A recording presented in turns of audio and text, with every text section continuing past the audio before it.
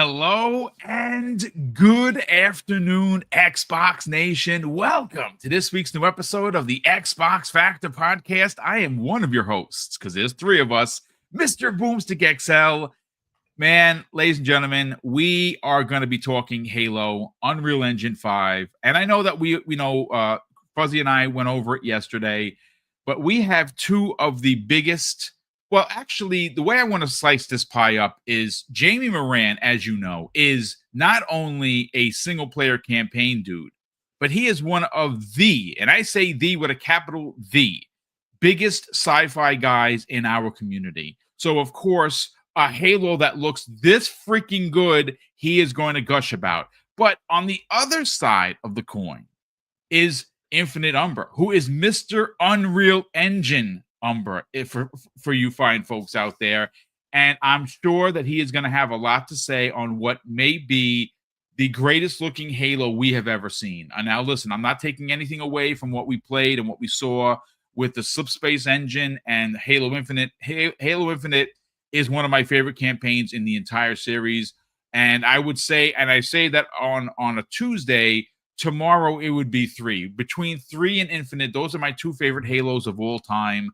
And they do fluctuate back and forth, which, one day I'll feel this way, the other I'll feel that way. So I'm kind of a flip-flopper when it comes to Infinite versus Halo 3. But, Jamie Moran, welcome back, brother. Great to hear your voice. Great to see you here. We're going to be talking Halo. But the second half of the show, folks, I got, after the 20, sometimes a story will break and we'll cover it live on the air, which we did yesterday regarding the potential of the paywall being removed from the next Xbox. And that story came the way of Jez Corden of Windows Central. And of course, I got a chance to kind of sit on it for 24 hours. And I have a lot of additional thoughts that I want to get into. And of course, I want to hear what Umbra and Jamie Moran have to say, because I really think, folks, this is, no pun intended, a game changer moving forward. And I really believe, you see by the title over here, I do think that with everything that we have learned so far, and mind you, their next console is 18 plus months away.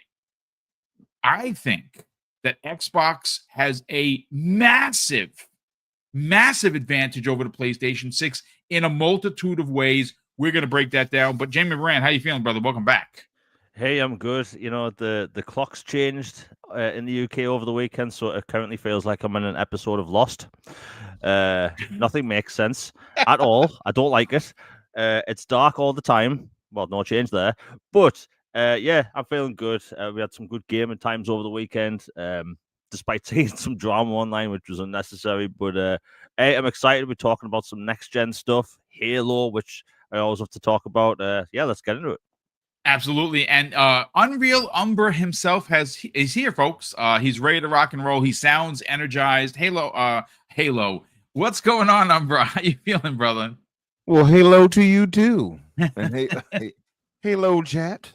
No, yeah, I'm slightly energized. The creep of overnight hasn't crept up on me yet, if that makes any sense. And seeing this Halo campaign evolved right here play, just giving me more energy. It looks gorgeous, man. So definitely hyped to be here with you fellas and talk about it today. Well, you know what? Listen, what we're not going to do, folks, is we're not going to encroach on the negativity that came out of the Halo Championships on Friday. And that negativity came the way of, everyone calling for the game to be canceled because metal is too shiny, or there's a counter on your screen. You see there's a counter on the Needler, or the Forerunner technology looks too new. I know some of the complaints have been about the troopers looking like they were pulled out of Infinite, and I believe that's what they did, rather than them look like, just green puddles of mud on your screen from 2001. We're not going to get into the negativity because there is too much to get excited about. So I just want to kind of just, put that out front. But you know what, Jamie Moran, let's just jump right into it. So as it was the rumor that came to fruition, which is what's in front of you, Halo Campaign Evolved is coming out next year. Now, obviously, there was a lot of talk about, oh, why is it going to PlayStation? Folks, look, I'm going to be honest with you, and I'm going to keep the super short and sweet. I understand as a purist myself that it is something, it's weird. It's weird to say. Am I in my feelings over it? The answer is no. I knew this was going to happen, and I think a lot of you did as well. I think there's a lot of false shock, clutching the pearls. Oh my God, Halo. Listen, folks, if I was running Xbox, this would have never happened. But then again, that's why I'm not running Xbox. Is it disappointing that for some that Halo, the game that when you think of Xbox, you think of Halo. When you think of Halo, you think of Xbox is going to PlayStation. Well, that's just the business. 2 years ago, I was in my feelings. Now I've come to, like Dirk Griggity and so many others in the Xbox community, we've just accepted it. Now, if you don't accept it, I'm not going to fight with you, right? If you are in your feelings, play the game wherever you want to play the game, or don't play the game at all. That's entirely up to you, but it's happening. So, okay, so Band-Aid ripped off. It's going to PlayStation. Excellent. That's fine. But I am here with these two brothers and you, chat, to talk about a game that is going to be 24 years old next month on the 15th. And we as gamers, as Xbox gamers and the Xbox community have been given this gift that's on your screen. And I know that some people aren't going to think it like that, but I'm coming at it from a guy that came into gaming in 1978, and I have evolved myself along with gaming throughout the years. And we are getting what I believe is going to be not only the best version of Halo we've ever played, it is going to be a game that is not only giving us the original times 1,000, but is giving us 3 original prequel missions that we have never played before that are going to star Chief and one of the fan favorites of the entire effing series, Sergeant Johnson. I mean, my God, how could you not be excited for that? That's what I want to know. So, look, this is an open floor conversation. Of course, I want the chat involved. Jimmy Moran, I want to hand the mic over to you because I think that there is a lot to get into here. Halo Campaign Evolved is coming out next year. It's coming on PlayStation. It's coming on for Steam. It's coming for Xbox. I don't know if there's eventually going to be a Switch version. Maybe they will be, maybe they won't be. But all I know is that from the 13 minutes that I watched now over 10 times, I am completely in love with what I'm seeing. Chief is back, and I got to be honest with you. If this is just a peek behind the curtain of what Halo Studios is going to do with what is expected to be a sequel or a different story past Infinite, I freaking can't wait. Jamie, let's get your thoughts, man. Well, let's just say what we saw was bloody gorgeous. Like that game. Wow. The funny thing is, as a Halo fan, as someone that played the original back in the day, that's how Halo looked to me at the time. Like all fancy, like super realistic and stuff. And then you look back and say, oh no, it didn't look like that back then. How games have changed. But yeah, what they showed off was stunning. It's bright and vibrant. I personally don't have a problem with the Forerunner technology looking shiny and new. Like, that's just how I've always assumed that stuff would look. But look, I love Halo. I love Combat Evolved. I loved Halo Combat Evolved Anniversary. This is going to be what I've played before, but slightly better. And you know what? I'm cool with that. Some people will complain about the multiplayer stuff, but Halo 1 wasn't necessarily, this could be controversial, wasn't necessarily known for its multiplayer, because if I remember correctly, like proper multiplayer came with 2.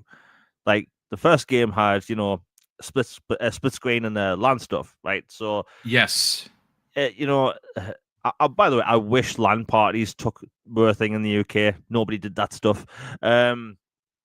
But yeah, I mean, look, the game looks good. I think a lot of people are going to have fun with this. I actually like the idea of having sprint in the campaign because we've talked about this before, Boom. Yes, if I'm playing as a super soldier that's like 7 foot tall, I don't want to walk around like RoboCop. I don't want to walk at a brisk pace when I'm trying to save the universe. I can climb into a warthog, but I can't climb ledges. That's like, imagine where the MCU would be right now if Captain America could only walk at a brisk pace. Yeah. We'd still be in World War II.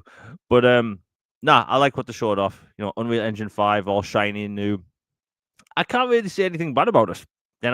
I do hope they've changed things about the library, because that is possibly one of the worst missions of all time ever in gaming. I do you know, like, for people that have followed me for a long time, if anyone can find the post, I had a rant a while back about how I'm never going to play Combat Evolved ever again, just because the last time I played Halo Combat Evolved, I played it on Legendary, and that's an experience. When it's the most difficult thing I've ever played. This should be killer. Yeah. I never want to experience that again ever in my life. I would rather ball my eyes out with a rusty spork. But it looks good. I think a lot of people are going to love it. And this is going to be a lot of people's introduction to the Halo universe, but also the prequel missions, right? These prequel missions, if you think about it, are going to take place before Halo Reach. Yes. So, and if people haven't played Halo Reach, stay till the end and pan if I remember correctly, the left stick to the right. You'll see what happens. Yes. But the prequel missions, if anything, I'm more excited about that, because we finally, as a single player Halo dude, I'm getting new content. My God. Do you know how long I've been waiting for new Halo content that I've never played before? Look, I'm excited. People can bicker online all they want over crap that doesn't matter at the end of the day, but I'm getting new Halo content, and it's going to be bloody amazing. So, I'm super happy. And I have seen a lot of back and forth online. Some Halo fans are not happy. Look, we still have two other versions of Combat Evolved, right? The OG and Anniversary. If you don't like the new game, just play the other two, right? It's as simple as that. I think, by the way, I'd be shocked if they don't put this on the Switch too. It's just opening up the game to more people. And look, even if you're on Xbox, right, and you're a newer gamer, a younger gamer, maybe you've never played Halo before. Maybe you want something a bit newer than Halo Anniversary. So it isn't. People will say, "Oh, it's just for the PlayStation gamers." No, it's for everyone, right? There's a lot of new gamers springing up all the time, and this is just an easy avenue for them to play it. And look, playing this game, I could almost assure you that this is going to be a smaller download than Halo Master Chief Collection. So I think people will have fun with this. It looks amazing. You know what? We're going to circle the wagons back around to the no multiplayer, because I have some thoughts and some theories as to why that happened. And, again, it will be a subset or transition from, single player Unreal Engine gorgeousness to, of course, the multiplayer and why I believe it's not there. But Infinite Umbra, I want to get your thoughts on this, because obviously you have been a cheerleader for the Unreal Engine 5. And, some of the pushback is that people are afraid that there's going to be stuttering, because that's one of the things that people think. Now, granted, you got to understand, folks, what's on your screen, if you're seeing some motion blur and stuff, this is compressed that I recorded directly from the Halo channel on YouTube. So basically I recorded the screen and I try to make it nice as I could make it with my video software. I have to see if I can get my hands on the actual 4K. I gotta reach out to a few friends and see if I can get that sent over so I can use it for a video like this. But listen, Umbra, I walked away from this thing with my jaw on the floor. Well, I mean, from the minute it opened, of course, the iconic music starts to play, and I got goosebumps from head to toe.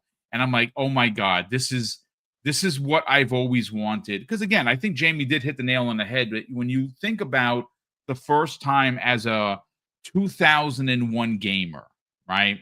You bring home this thing, it's called Xbox, and you don't really know what it is, because at that time, what did we really have? We had PlayStation, we had Nintendo, you still had the Sega Dreamcast in 1999. It kind of went away in 2000. this is what we were used to for home console. So in 2001, when we brought home the OG Xbox, we didn't know what this was about. This was a launch title. And from that moment forward, it really changed the scope of first person shooting for console gamers, right? It just changed. And what we saw on Friday at the Halo Championships was the Unreal Engine 5, the remake with new voiceover, with new sound, with incredible graphics, and a prequel, 3 prequel missions that no one has ever played for, that were literally built for the retelling of Combat Evolved. I personally cannot find one bloody thing wrong with what they did. Let's get your thoughts on this, man, because my God, there's a lot to get into. You could say that Halo CE, evolved the first person shooter genre, evolved the combat, if you will. No, seriously, blown away. I know I love something. Well, for one, Halo is my favorite IP of all time. I make no bones about it. Couple that with my favorite engine of all time. How you all know me. Come on. Do I need to say this? Do you know the arrogance I had in my face as I watched this with such pride, as if I created this? As it played, I love it. I was watching it, and then I went to 4K and watched it in 4K glory, and I was smirking and smiling the entire time. And then I saw the cut scenes, and I'm like, oh, it looks kind of Blur-esque a little bit, Halo 2 anniversary-esque Blur, like, oh, that looks good. Then I saw how they did the Mark V armor. I'm like, oh, that looks damn good. It looks so much better than it used to look. I'm like, they got it right. They got it right.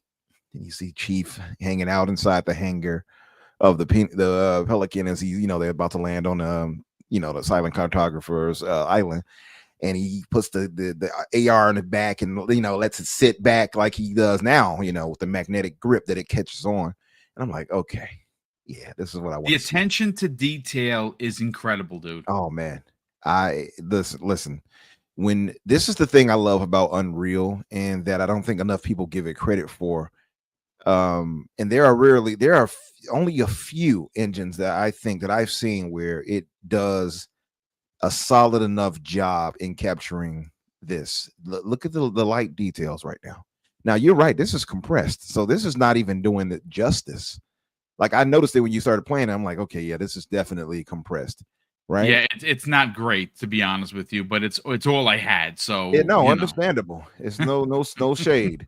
Quite contrary to the shade they just drove through, then properly lit through Lumen with Unreal Engine here. This is the thing I'm saying. Like, Lumen, for one, is magnificent. If you all have played any game, especially, and I say this from being on PC largely nowadays, and you see how Lumen is so well highlights the lighting. It's amazing what good lighting can do to a game. Like, how great it can make a game shine. No pun intended there. And then you have the nanite situation. This is the two things that I think Unreal does better than almost every engine that I can think of, is the lighting and the geometry of the world.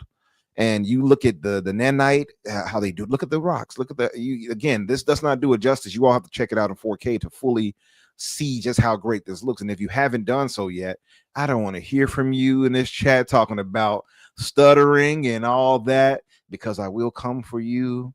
No, I'm joking. Am I? Anyway, no, seriously. There were some issues of stutter here and there, to be fair.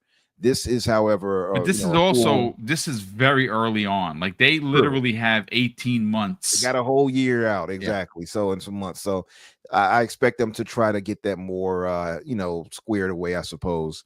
Maybe they'll get some help from the coalition, the masters of Unreal, but I just love it, because one of the things I've been championing rather, Halo moving to Unreal for a while. I've said this many times before it was ever floated out there, like, oh, they may be moving to Unreal when Pierre took over.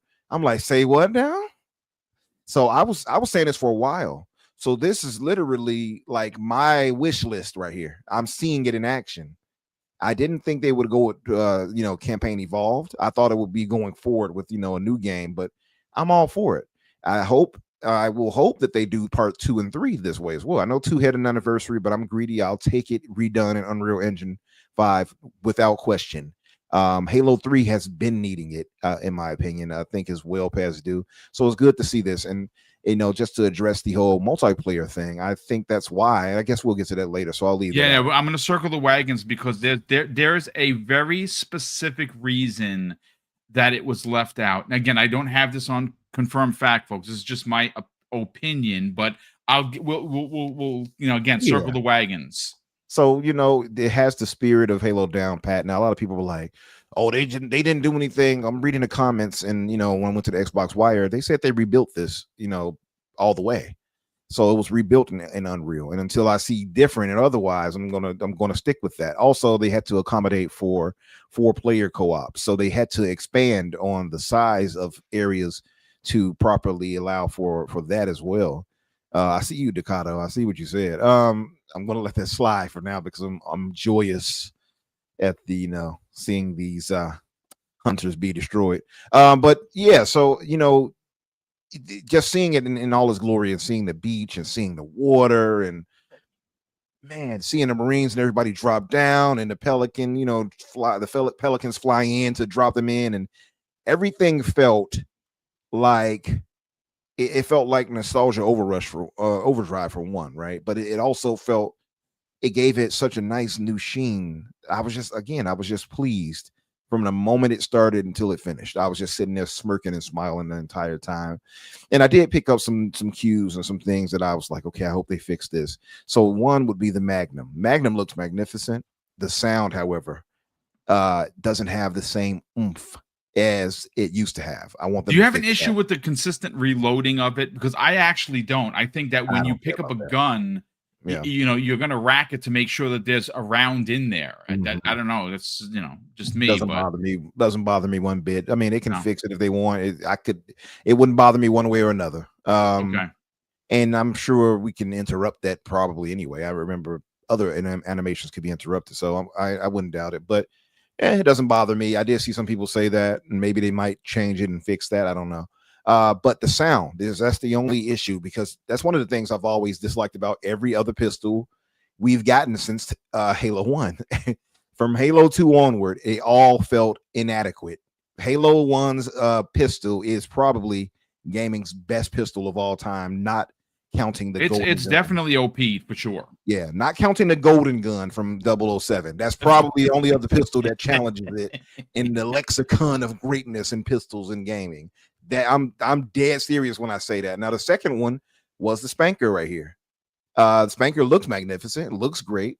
It didn't have that roll that I'm used to hearing when it's rotating to the next round to shoot off, and also it didn't have the same impact sound. I want them to improve on those two specifically. And these are things that they're listening to, Umbra. Like they literally said that they put this out as early as they did so they could get the feedback of the community, and they want people to say, hey, what did you like, what didn't you like?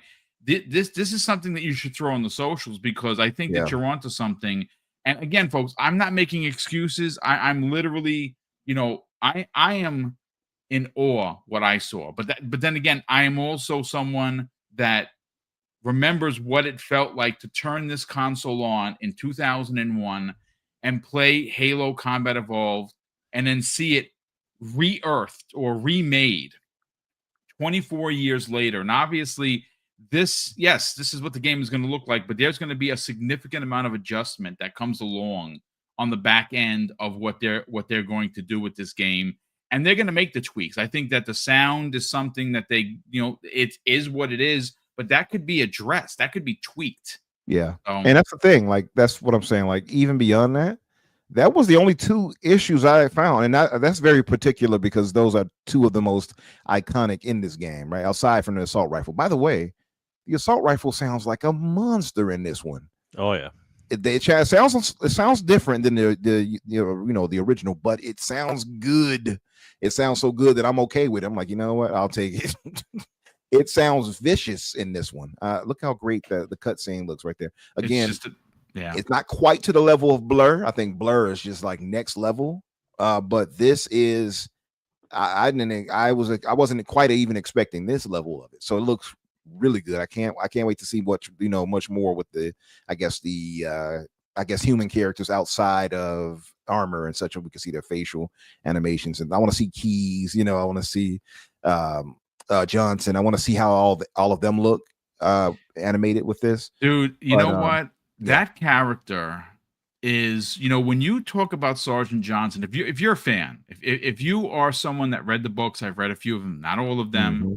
I've read some of them with him starring in them, just Sergeant Johnson. Same. What was it? He's a character that something Harvest broke my heart, right? Yeah. But again, no spoilers, but he is so to think for a second, guys, that we're gonna get 3 never before played and told stories that could actually involve reach. Because I know, if you listen to the WBG podcast with Dirt, Sean, Ray, and of course Joey had a rant about Halo. That guy knows his stuff. And he specifically talked about, there was some conversation in the community about, oh no, hey, Chief wasn't there. And Joey got it, like, hit on the nail on the head. Yeah, he was there. He was doing something else while Reach was happening. I actually think we're going to get that, right? We're going to get potentially the before the fall of Reach. Listen, I know that I say this all the time. I'm getting goosebumps just talking about it because I'm a big nerd for this stuff. But all I can say is that we're getting new Halo. We're getting the original that made you fall in love with first-person shooters redone in gorgeous Unreal Engine 5 technology. And I can tell you right now, you made mention of it, Umbra. You think that the coalition is going to help. I have no doubt. Because this you got to understand, folks, this is not only important for Xbox. This is I don't even know what word to use on how important Halo Campaign Evolved is to Halo, because we've heard the conversation that they've talked about, guys, where this is the rebranding of Halo. And if it looks good, it plays good, and we get these 3 other missions, you got to understand, because this is going to be on other platforms that it's never been before, you're going to introduce more people into Halo than you have in years. I don't know what else to say. Take it away, Umbra. Yeah, just the comments on it, because Cullen Prime posted it. I mean, he said, "Oh no," as Alex said, that Halo doesn't need sprint because Chief should always be moving fast. Sure, but I disagree with that. We got to have modern sensibilities, and that's one of the things the team wanted to do, is add in modern bits but didn't disrespect the you can shut. But by the way, you can shut off sprint. Yeah, I mean, or you could just not run. It's up to you. No, but I'm saying that they're not to run. If that's the case. Yeah, for the purists. If you want to be this walking tank and have Resident Evil 1 movement, go right ahead and do that. Yeah, you can suffer. do that. You suffer while you walk. I'm going to run. Yes, Mac. That was he Contact Harvest that Thanos posted. That was the name of it. But yeah, no, like the thing is, you can choose not to run if you want. I'm going to run. I've always thought it was dumb that the super soldier that I've read about in the books, how they are, way faster than a human, normal humans, way stronger, cannot run in a game. I've always felt that was dumb. So sorry if you feel that way.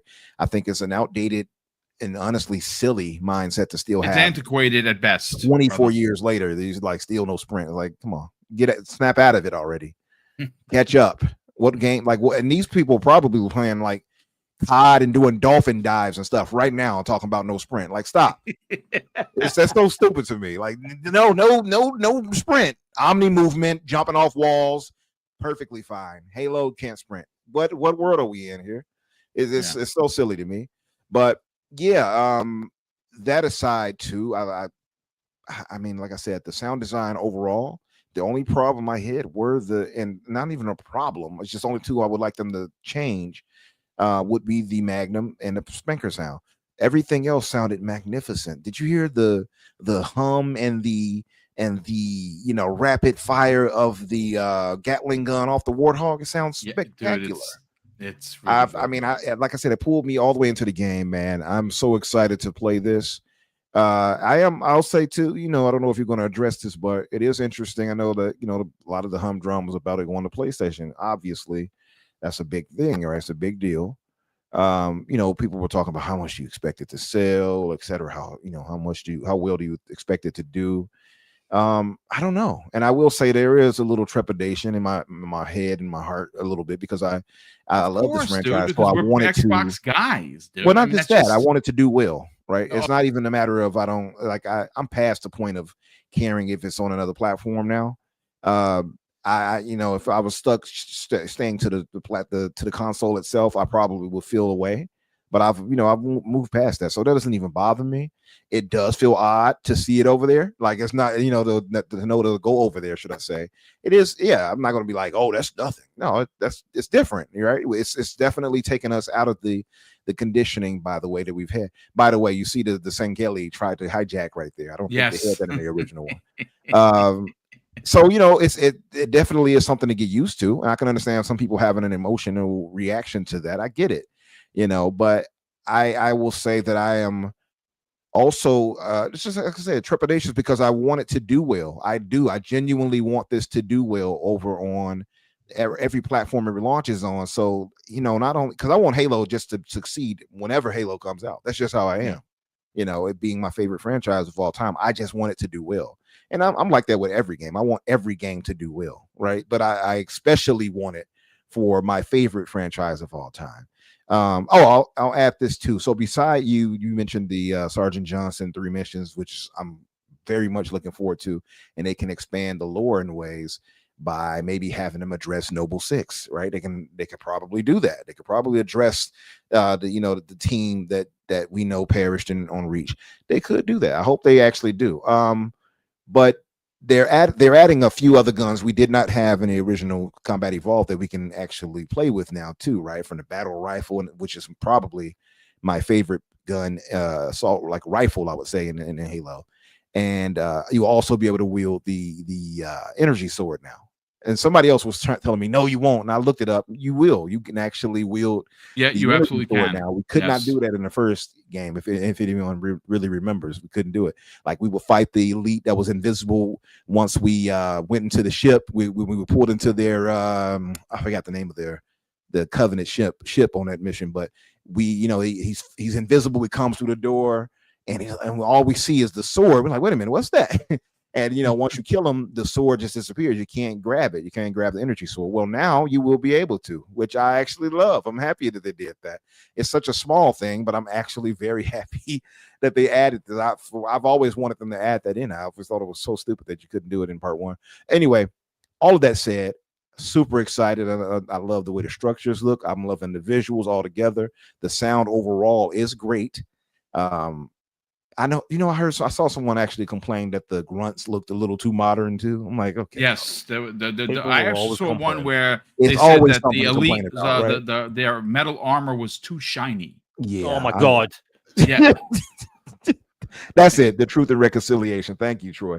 That's it. Sometimes it's hard to remember their name because their names are very they're lengthy and they're and laced in like spirituality and stuff like that. So yeah, but yeah, that it is so crazy. Again, we go back. The Halo fan base, I've said it many times before, are sometimes the worst enemy of the franchise because indeed they're very hard to please. You know what I mean? Yes. Just like Star Wars fans. P.S. By the way, that to me they're neck and neck, almost neck and neck, and I don't even know who's worse in my eyes as far as. You know what? I don't know if anybody beats the Star Wars fans. They don't want anything. I think, but I will say that the Halo fans are like you said, neck and neck. I want to say there may be a hair of maybe your head difference. Yeah, you might be right. You might be right. At least like fans will accept some Halo. You're right. Yeah, but like I said, I'm super excited for this. I guess we can move to the next discussion point of this. But, yeah, you know what? Yeah. Listen, ladies and gentlemen, first of all, thank you so much for entertaining us. Hopefully we are entertaining you. Look, this is a big deal. We didn't get a chance to talk about it on Friday because obviously it happened after Breakfast with Boom. We briefly, Fuzzy and I talked about it yesterday, but of course, I really kind of wanted to specifically talk about it here today, simply not only because I want to continue to gush over, because I'm excited. I'm an excited Halo fan, but Jamie Moran is one of the biggest sci-fi guys on the panel. Umbra obviously reps Unreal Engine 5 for a lot of reasons. And look, I understand that there are some concerns. Sure, I'm not gonna, just poo-poo it. But I think that when this comes out, and I said 18 months, it's 13 months from when we're getting this game, because I would imagine it's going to be on the 15th of November. Unfortunately, the 15th of November is a Sunday in 2026, so I don't know how they're going to work this out, but I'm sure it's going to be a big time, big deal, and I'm excited to see how not only the Xbox gamers respond. I'm actually very excited to see how this is going to be taken on the PlayStation side of things, because some people were like, well, Gears didn't do that well and it barely sold. See, there is a difference. This is a remake from the ground up. Gears kind of was just kind of like I don't want to say copy and paste. It wasn't a copy and paste. They did a lot of work, but it still was the Gears that we've all played before. So it really wasn't. I thought it was going to be a ground up Unreal Engine 5 remake like what you see on your screen. It wasn't. It was kind of a remaster, like a begrudging remaster, if you will. And maybe that's why it didn't do well over on PlayStation. I think that this is an opportunity for PlayStation gamers who never played Halo to actually play this. And if you look if you just look at the PlayStation community, I'm not talking about the trolls, ladies and gentlemen. I'm talking about the actual gamers. There are a lot of PlayStation gamers that are excited for this.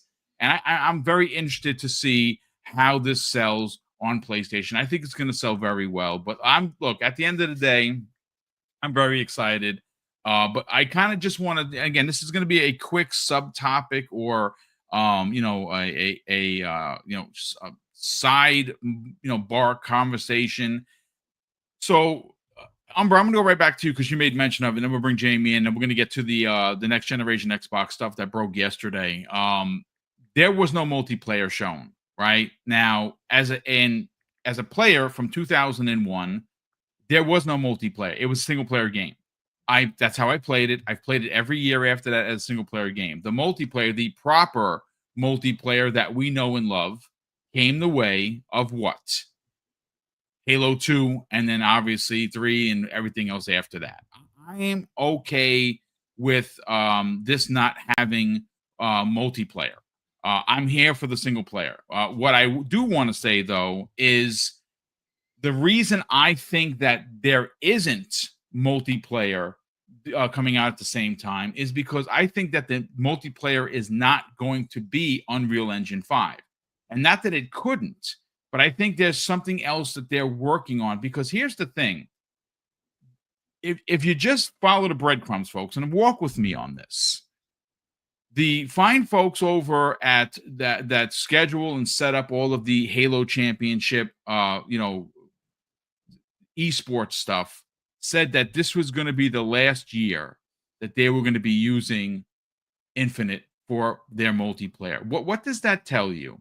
That tells you that they are aware of the next multiplayer. Now, I don't know if they've seen it and they're NDA'd out the yin yang or whatever, but we know that this past year that this is it. They're not using Infinite anymore. And it's not because that the championships are going away. They are moving to the new Halo multiplayer. The new Halo multiplayer is going to come out. It's probably going to be free to play. It's going to launch on everything. I don't know about Switch, but I know it's going to be launching on Xbox, Steam, and PlayStation 5. And that's actually a good thing, because the more people that have access to the game, the more that this live service game is going to have legs to live. Now, I know there's been some conversation about it being compared to Fortnite. Folks, it's not going to look like Fortnite. It's going to look like Halo. What I think was misconstrued, Umbra, was that it's going to have a live service model like Fortnite. Now, I don't think there's going to be anybody dressed as Batman or Darth Maul running around the battlefield on Halo. It's going to be Halo Spartans killing other Halo Spartans. That's what it's probably going to be. but it's going to have a service like model that allows for it to live alongside Apex Legends and Warzone and Marvel Rivals and Fortnite, and potentially really bring back the franchise of multiplayer. I'm actually perfectly okay with those worlds being separated. If you're going to give me a multiplayer that consistently gives me new maps, new weapons, new armor, I'm okay with that. I don't think that you need to release, it doesn't have to be, okay, so we're releasing Halo 2 remastered, whatever you want to call it. Oh, it's going to have multiplayer. Now, if it has multiplayer, awesome, but I'm here for the single player. I think that there is a world where they can be separated. I think that there can be a Halo multiplayer that lives on, that is consistently evolving, no pun intended, and is just going to be a separate entity. Now, I don't think it's only going to be a battle royale. I actually think it is going to be what you're seeing on your screen right now, except it's going to live on its own. And I actually think that that could work, Umbra. Let's get your thoughts, man. Sorry, muted. So my thinking of this is much to your point. I feel like they're going to go the free to play route, right? I mean, Yes. they've already established it. It's kind of too late to go backward now, I think. So they've already established that with Infinite, and I think they've learned a lot of lessons from Infinite, mind you. So to more quickly get this game out there, and I hope that they'll do part 2 and 3.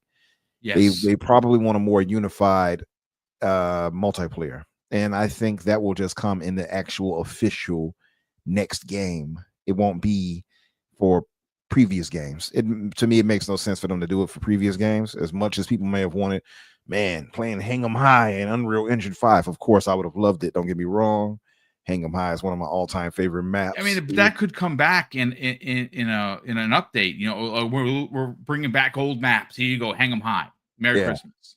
So, like I get their rationale on that. The more important part was to try to, get out Halo CE, now campaign evolve, get that out there for, not only for the anniversary sake of it being the 25th anniversary, but for the game and the franchise, but also to appeal to new crowds, to new to a new platform. So I get that, and I think they'll just stick with multiplayer going forward, at least with the MCC, and obviously with Infinite, or the line of succession, if you will, of the sequels going forward. To me, that makes the most sense. It will be a lot of busy work to try to manage the multiplayer of remakes, and try to handle that for the next game coming up, probably in the next 2 or 3 years after that. It's not only a lot to handle when it comes to that, it will split the base. We saw that happen with MCC and Infinite before. So, or with part 5, and then MCC. So I feel like the very clear, obvious reason would be that they're not going to split the base when it comes to availability of people on maps and things like that. And the good thing is, with it going to so many platforms now, I would be surprised, by the way, if they don't find a way to get the free to play option or whatever dumbed down, however it may be, onto the Switch too. I think that would be one of the smartest choices they can actually make, is get it on Nintendo. I mean, imagine that, to be able to have to play that on a handheld option, or if dumbed down, of course, visually, and scaled down as far as frames per second. But if they can manage to get that, man, the game would sell like hotcakes. It's just pretty clear to me that it'll be it's obvious that they're aiming to, at least to me, that they're aiming to do that just for the next mainline game, Halo 7, if you will, right? Or Halo Infinite 2, Boogaloo, whatever. And so that's where that's where that will come in. And this right here is just going to stick strictly to giving you the story experience. That's the way I see it. And I hope they do part 2 and 3 like that. I think they will, actually. I think there's an opportunity to remake the original trilogy. You know, again, I know there's gonna people like, well, they should do Reach and they should do ODST. I'd love for them to do it all, but you know, obviously, there's a reason, at least at the forefront, of why they decided to do Combat Evolved remade the way they're doing it is to celebrate the 25th anniversary. I'm with you, Umbra. I'd love to see 2 and 3, at least the trilogy, be redone in Unreal Engine 5 and given, you know, modern aesthetics. But in regards to the multiplayer, do I think that there's going to be a free-to-play multiplayer and potentially whatever they do outside of the next Halo campaign, which, you know, you said Halo 7, that I don't know. And I don't know if it makes sense to do its own single-player story-driven campaign and let Halo Studios work on that. And then, of course, the multiplayer aspect of Halo Studios completely just work and continue to refine whatever multiplayer is going to look and act like moving forward. That's a question that we will have at a later date. But Jamie Moran, just to throw one Yeah. last thing out there before James. Sorry, I was just going to say another thing too is the microtransaction situation, right? So that is going to have to be figured out with it. And if they put multiplayer in this for, let's say, for PlayStation, whatever, and all that for just for this game here, I don't know how well that would do as far as that goes. And again, it comes down to managing that and Infinite. Well, they've already stopped with as far as new stuff with Infinite, but you know, but I mean, well, not stopped, but it's not going to go beyond anything what they else. just did their last update. Yeah. So, but I just feel like it makes more sense for them to focus going forward on the next game in the series, and then put that out there for multiplayer for everything. Yeah, again, it's gonna be very interesting to see what they do. I want to see, for me, what multiplayer looks like, because obviously, as a Halo guy, besides being the single player, I'm a multiplayer guy at heart, and I've put over 23 days into Halo multiplayer with Infinite, and I really cannot wait to see what a refined next generation Halo multiplayer looks like. But Jamie Moran, let's bring you in and let's talk multiplayer, because one of the pushbacks from the Halo community, which you can never make happy, I'm sorry, you just can't, was that you know, there was no multiplayer. But I honestly believe it's going to be a different engine. I don't think it was ready to be shown. I know that they're going to have it for the next Halo Championships next year, which obviously is going to be celebrating Halo's 25th anniversary. So it's going to be a big to-do at one point or another outside of the November 15th official 25 years of Halo Combat Evolved. But I'm okay with them not showing it. If it's not ready to be shown, that is okay. What are your thoughts, and where do you think they take multiplayer next? The thing about multiplayer, it's 100% going to be dictated by how monetization is going to work. Yes. And look, I'm going to go a bit off here. So when Battlefield had its beta and people were saying, "Oh, this is amazing how realistic it is," and I'm like, you know, Battlefield's been realistic before. Anyway, that's a conversation for another day. People were like, you know what? Let's complain incessantly online, so we make it so, hey, you don't get goofy skins anymore in Call of Duty, right? So that many people whined. They actually pivoted as a company to say, hey, legacy skins of certain kinds won't be available in Black Ops 7, right? Now, they are telling all of their customers going forward, you shouldn't buy these skins. Yeah. Right. So, like, you have the Battlefield fans that were complaining about COD, had no intention of playing COD, that have fundamentally changed how monetization is going to work in Halo. Therefore, Call of Duty players are kind of screwed in the future, which I could go on. But the thing about that is that that's how monetization is now, right? Battle passes. What do you do in them? You unlock cosmetics, attachments. Yep. Now, in Call of Duty, thankfully, they can mess around with a bunch of that stuff. They can still do cool skins and stuff. Like, I have the Predator skin in the Battle Pass. It looks amazing. But guess what? Fantastic, dude. Yeah, it looks amazing. But guess what?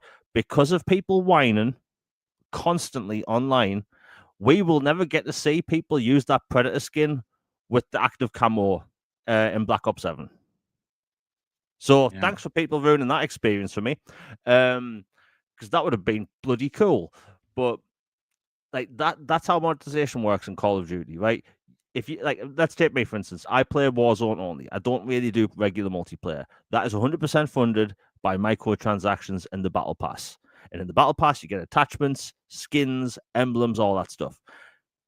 Now, look, I see people complaining about the whole me talking about monetization thing, but I'm a realist, right?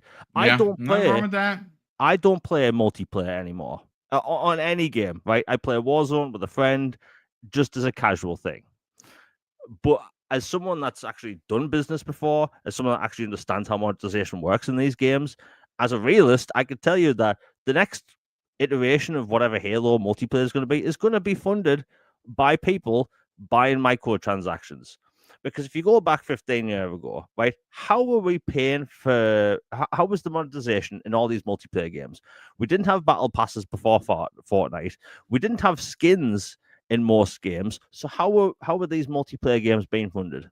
Map packs, right? All of these multiplayer games had map packs. That's why during the 7th generation, you had all of these. Remember how every single like sequel to a game had a multiplayer mode that was tacked on, like Dead Space, Tomb Raider. I think BioShock 2 had a multiplayer mode, right? They were all trying to get in on that map pack money, right? And yeah, it did split the player base, but that's how these games made money. As soon as they switched to skins, I think, as amazing game as Fortnite may be, it's fundamentally changed how monetization works. I agree. Ever. Yeah. And if people don't think that's not going to affect Halo, I would love to live on that happy rainbow-filled planet that they live on, where everything's made of chocolate. The truth is that how are they really going to do monetization in a free-to-play Halo game, right? How are they really going to do it? They're not going to have wacky skins. They're not going to have Nicki Minaj and Homelander running around, right, like you do in Warzone. So, like, what do? Do you have different armor pieces? Do you have different kind of Spartan outfits people can buy, right? That's the reality of the situation. So, like, I think, like, will they come out with a full, like, hey, you pay X amount of dollars, you get the multiplayer, and there'll be, like, some skins and a little battle pass going forward? I don't know. But, like, in a world where all these multiplayer-centric games are shifting towards a free-to-play model, like, look at today, Battlefield launched their free-to-play Battle Royale mode. Now, I was having a conversation the other day with someone. They said they would never pay £70 for Battlefield just to play the Battle Royale. It turns out it's free, right? A lot of people expecting multiplayer games to be free. We can't just expect them to exist willy-nilly. Like, they have to be funded over time, right? So, like, how do they realistically monetize Halo, right? They do a battle pass. They try and come up with some really cool Spartan outfits. How many different seasons can they get out of that? And look at the Halo fan base. I should say a part of the Halo fan base. They complain about everything. Like, Sprint has been in Halo longer than it wasn't in Halo, and people still complain about it. So how are they going to complain about a monetization system in a modern game? Oh my God, I can only imagine. So, like, I honestly don't know what they're going to do, but I think the reason why you didn't get multiplayer in Campaign Evolved is because, like, splitting the player base of multiplayer people, I think, is something Microsoft doesn't want to do. So, like, if they came out with multiplayer in that game, you'd have Campaign Evolved with multiplayer, you'd have Halo Infinite with multiplayer, and then you also have Halo Master Chief Collection with multiplayer. People going back and forth between all these. And as we've seen with Microsoft, they don't want people doing this. Look at Activision, right? We have next to no Call of Duty games coming to Game Pass, or any Activision games coming to Game Pass. Because why? Because Microsoft and Activision clearly want people in Black Ops 6 spending money on skins and battle passes. You're not going to have that if they put in Infinite Warfare and people fire up a multiplayer mode that isn't skin focused, So, like, I think that whatever multiplayer comes next year or whatever is really going to be dictated on how they handle the monetization system. Because honestly, people might not like what I'm about to say. I think multiplayer was better off when we were paying for map packs. We didn't have battle passes. Nobody was having skins in these video games. Like, think about it. We used to play Call of Duty that didn't have microtransactions.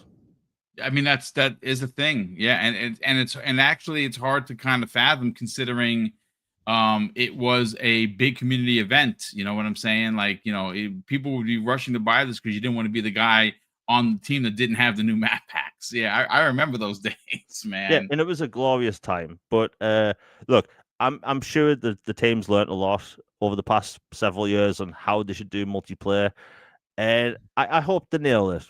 Personally, I'm just going to be that campaign guy going forward, but I just know that whatever they come out with, people will find a way to complain.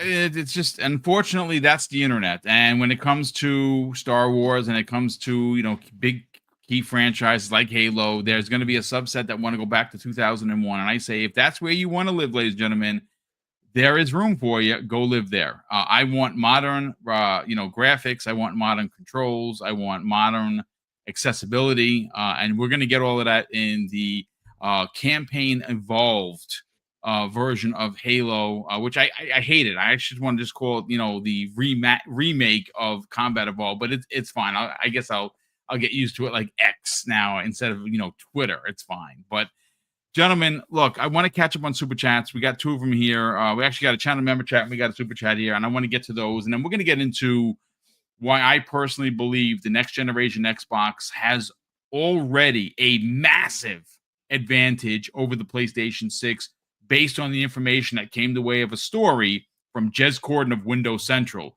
So Music72 in the chat, who's been a channel member for a baker's dozen of months. Brother, that's very kind of you. Thank you so much for the support. He says, the sky is falling. The sky is falling. It's the end of the world as we know it, and I'm fine. Yeah, I see what you did there. Great song, by the way. Look, yeah, that's unfortunately, that's the internet. There are a lot of folks in here that do things that are egregious just for you to see them. It's fine. You know what? It is what it is. We also have Thomas 1415 in the chat. And again, I don't know who this is because YouTube went and damn changed the names again to these ats, which I can't stand. And that's nothing I could personally do. But he goes on to say this after dropping a very generous $2 super chat. Imagine they give Johnson or Sergeant Johnson Noble 6 armor. That would be sick. Yeah, I am very excited to see where they go with this.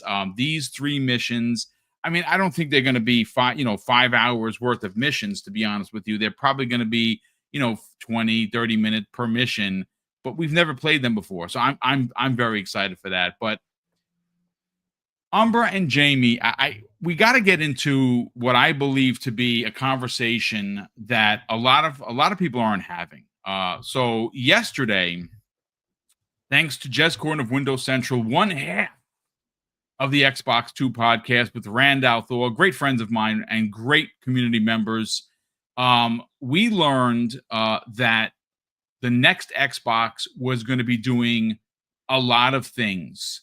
What jumped off the page for me personally was what Jez reported and what he was told was the plan was that multiplayer, or at least the paywall for multiplayer, was going to be gone on these new consoles that are rumored to be releasing in 2027. So here is some bullet points that Hazardor Gaming had put out. So shout out to Hazardor for making it a very easy transition to get our thoughts in on this. And I'm going to go first to Jamie. So Jamie, this is what Hazardor had to say as per the Jez Corden article, which, of course, both the tweet and Jez's article will be in the show notes. So if you want to read it for yourself, obviously, please follow Hazardor. And if not already following Jez, give that article a click.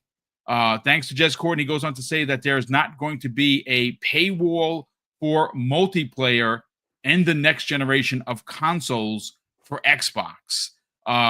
It's going to feel, act, and look like a traditional console. And this is where it gets interesting, folks. It's natively going to be running your games currently available on the Series X, etc., as well as backwards compatibility titles. This is great. This is what you're going to get with the next generation Xbox. Jamie Moran, I do want to get right into why I personally think multiplayer going away, or at least paying for multiplayer is a big deal, and why this is a tremendous advantage over PlayStation and what they're going to be doing with their next generation console, titled, of course, the PlayStation 6. So, look, for the last couple of weeks, chat and gentlemen, we have been seeing the conversations with a lot of the big tech guys and gals out there on how the next generation of Xbox consoles were going to be doing things never done before on home consoles. And that, of course, is power. And we already know, based on some of the specs that have leaked, and again, folks, take it with a grain of salt, that this next generation Xbox, or the pair of next generation Xbox consoles, one, of course, being the big boy underneath the TV, and the rumored dockable handheld like the Switch, are going to be really powerful pieces of hardware. The other flip of the coin is that they're going to be expensive. We just don't know how expensive, right? But when you consider that Sony's machine isn't expected until, and again, folks, it's a rumor, 2028. Now, there's been some talk and some back and forth about it coming out the same year. I don't think it is. I think they are upwards of a year or more behind Xbox. And I don't think it launches in 27. I think that Xbox could, in fact, release in November of 27 and have potentially a year on the PlayStation 6. Again, this is just my thoughts and theories. But where I think that they have an advantage isn't the time frame. It's not that they could jump them a year like the Xbox 360 did over the PlayStation 3. That's not where I think that this really differs.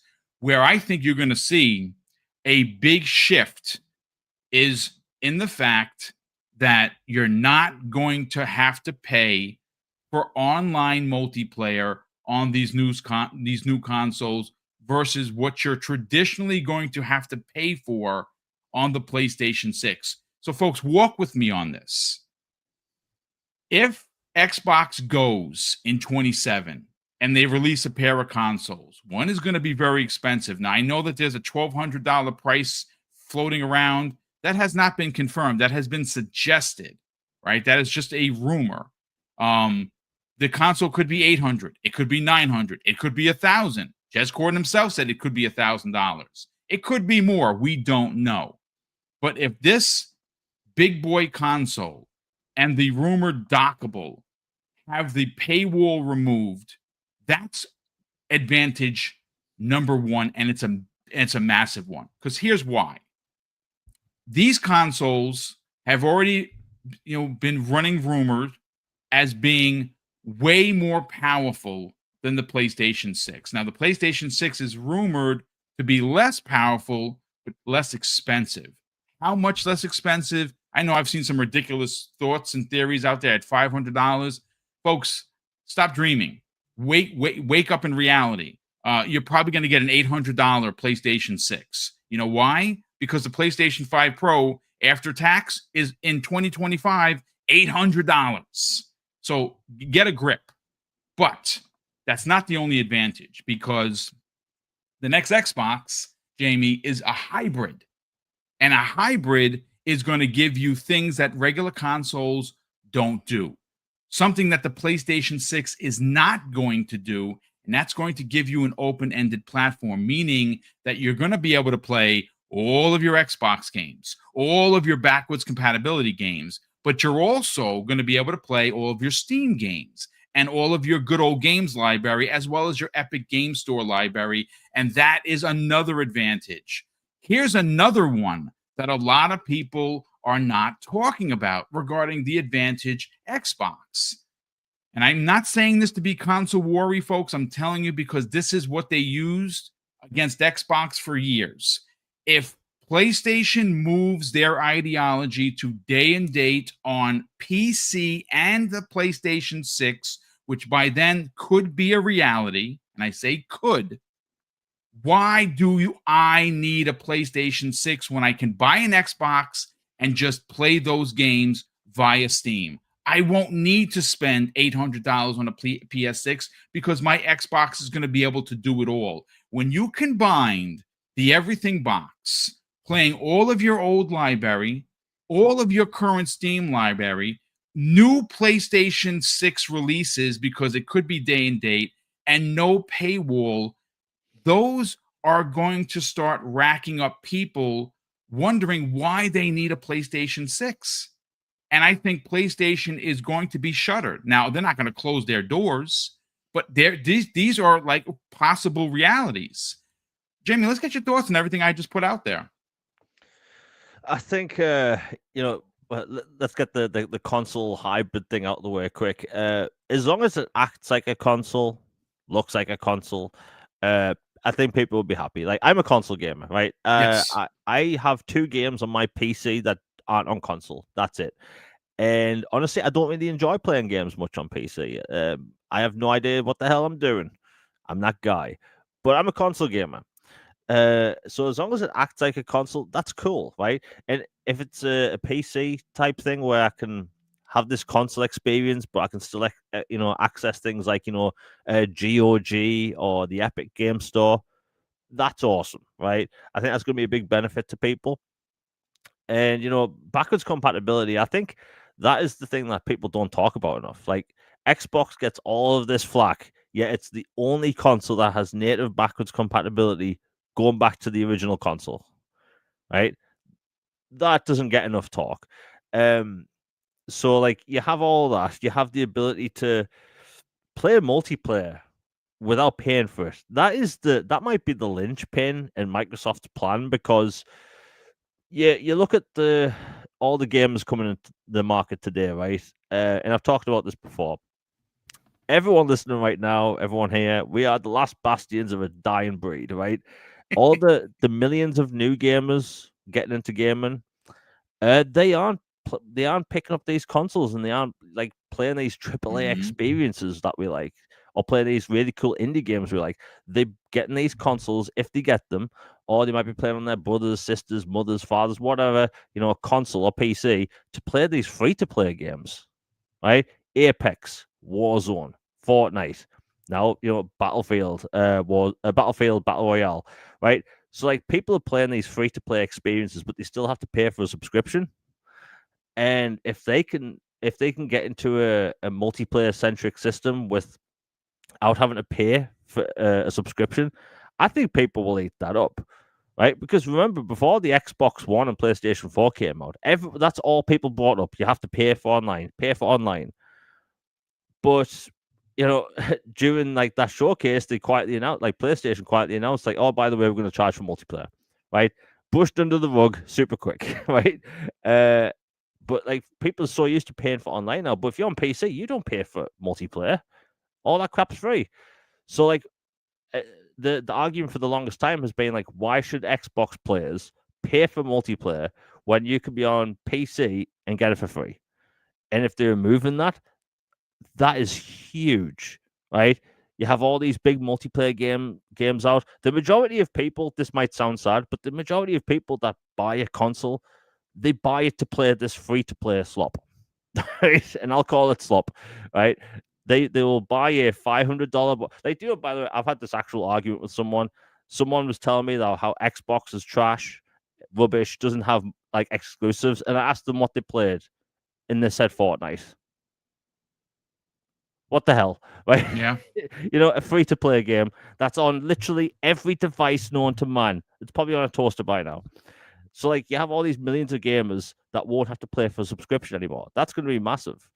And look at, like, Grand Theft Auto 6, the multiplayer one. That's obviously going to be huge. You won't have to pay for a subscription for that. That's even bigger. So you pair that alongside a console with PC-style features, I think people will eat that up. And when it comes to the price thing, like, look, Microsoft has always referred to their next-gen consoles as premium devices. They've always done this. The Xbox One X, premium device, high-end. Xbox Series X, premium device, high-end. So when I see people like posting the whole $1,200 thing, like, I've legitimately seen this. People have said that the next-gen Xbox is going to be $1,200 and the next-gen PlayStation is going to be $500. I know. I saw it. Me too. Ridiculous. What are you smoking? Like, that will not happen. Like, look, I think consoles shouldn't cost more than 600, right? I think that, like, look, the console experience is traditionally been cheaper, and the way the console thing works is that consoles are always sold at a loss, and they make the money back up on the software. Well, if you look at the majority of gamers now, they are picking up these consoles and playing free-to-play games. So, like, Yes. whatever money these companies make, like Microsoft and Sony, it's off microtransactions. So maybe they don't want to take the hit necessarily straight away. And, like, look, I think gaming shouldn't be the luxury that it is. I think it should always be cheaper. I'm still against the whole $70 price thing. I think that if you're Microsoft, you're gonna have to price competitively. But if they're doing the bill of materials now, by the time the console comes out in 2027, it could be significantly cheaper. So when I see people running around with the $1,200 thing, $1,000, I do not think this will be $1,000. By the way, like, I think the PlayStation 5 Pro costing as much as it did it really need to cost that much, or were they testing the market for price? People could say it either way, but I think that if this does happen, they've got a winner on their hands. I will say this: I do think Microsoft need to do a whole a detachable disk drive. I've been saying this about PlayStation for the past year or whatever. I think the detachable disk drive was a brilliant thing that Sony did. Yeah, I I agree. have like a crap ton of Xbox discs here. Like I need my backwards compatibility, and especially in disc format. But if all this comes true, it's going to be a great console, and you're going to have your Game Pass. And, like, look, Xbox has had a disaster of a month when it comes to PR. People are like, I'm trying to think how to put this. I've never seen a generation for any console ever where literally 3 years beforehand, 4 years beforehand, people are talking about the next generation, right? Personally, I'm in no hurry, right? I think the Series X is amazing. I love the games they're putting out. Game Pass service went up in price, which I don't like, but I'm enjoying the service, mainly the games. But I really think that after Xbox's disaster month of a PR situation, right? Xbox, they need a win. I think the whole situation with them doing interviews all the time, I've talked about this before, they need to stop doing interviews. They need to crack down on the leaks, because as fun as it is to talk about, people like to twist it. I've seen people in chat say I'm bitter. I'm not bitter. I love the Series X. I think it's an amazing console. I just think that why exactly do people think it's normal to talk about a next generation console 3-4 years before they come out? Right? It's not normal. Traditionally, we would have we would have a console announced at an E3, and then it would come out in the November. No, he didn't mean you. There's somebody in the chat he was referring to. Talking I about apologize. Terrible. Yeah, no. There's a guy in here that says. I apologize. It's hard to tell. No, it's all right. It's fine. But, like, personally, like, look, I think Microsoft, if all those points are hit, they're gonna have a win. They just need to, not have a disaster month with PR. Because, look, I prefer Xbox. Obviously, my content is about Xbox. I don't do the whole clickbait end of Xbox $1,200 thing, right? the truth is, Xbox, they've had more first-party games than ever before. Their current hardware they have now is fantastic, and what they're coming out with in the future sounds fantastic. The VOG Xbox Ally, people are loving the bloody thing, right? So, like, if they manage to, like, calm down the PR situation, I don't really see what people can complain about. I think Xbox, they just need to, again, crack down on the PR situation. But other than that, I'm happy with everything Jez Corden talked about in his article, especially the backwards compatibility thing, because, again, I have like thousands of games. Yeah. Well, I mean, again, it's going to be very interesting, but I think that, off the cuff, looking at what current ROG Xbox Ally customers are going to be getting, this is just a test of what the next generation of Xbox is going to look like, and eventually you'll be able to play all of your games, because that programming, that overlay that's going to be the new UI for the next Xbox is going to make its way over to the Ally and the Ally X first. and it's eventually going to be test cased all the way up until the release of the new console. So Umbra, I want to bring Umbra in. Umbra, look, you have a pre-built and you understand PC gaming and you're happy over there. This new Xbox is going to be a hybrid. You're going to get the best of both worlds. You're going to get a console that looks like a console, potentially acts like a console. Simply by turning it on, you're going to get to your games. You're going to be able to play, and it's going to have the power of a very powerful PC. And again, I don't know if it's going to be a 4090 or a 5090 underneath the hood, but who knows, right? It's going to be costly, sure. But I do think that when you consider everything that I've already listed, I do think that this last piece that was reported by Jez Corden is going to be a major factor in what people do with next generation. And what I simply mean by that, Umbra, is whether or not they go out and they buy a PlayStation 6 or they buy a Xbox. Because again, you got to remember, if Sony doesn't go until 2028, that's going to be a year advantage. And there are going to be a lot of PlayStation 5 gamers that are going to see that PlayStation games are available on this thing. Maybe not day and date. Maybe it is 6 months. I actually don't think it's going to be 6 months. I think as we move into the next generation of consoles for both platforms, you're going to see Sony adopt a day and date on PlayStation and PC. And the reason why you're going to see that is the success of Helldivers 2. It made gangbuster numbers on Steam, and they're going to want to, remake that greatness in sales. Obviously, it's going to be a big deal. But Umber, let's get your thoughts on the fact that there could be no paywall for multiplayer. Yeah, it's interesting. My mind went to how are they going to play that out? Because we got the Game Pass situation, so they're not trying to subsidize anything anymore, right? Like, they're trying to get all the money they can. So how is that supposed to play out? But then, of course, with it being more PC based and the Fusion, if you will, which I stick to that name for the next gen, it's the Xbox Fusion. I do wonder, because of it being Windows based, obviously, they don't charge for online with Game Pass Ultimate or Game Pass PC Game Pass, should I say? Because PC gamers won't pay it, right? So I don't know if there was some type of compromise for that. I don't know though how that plays out as far as that goes, or if there's some type of trick they can try to use. Well, we cut that out, but I don't know. We'll see. The thing is, I also wonder too. It's like Sony is known to try to, I don't want to say copy, but emulate what Microsoft tends to do. Microsoft kind of goes out there first. Sony follows suit. They may make a move or two to better position themselves, right? Sony has done it many times.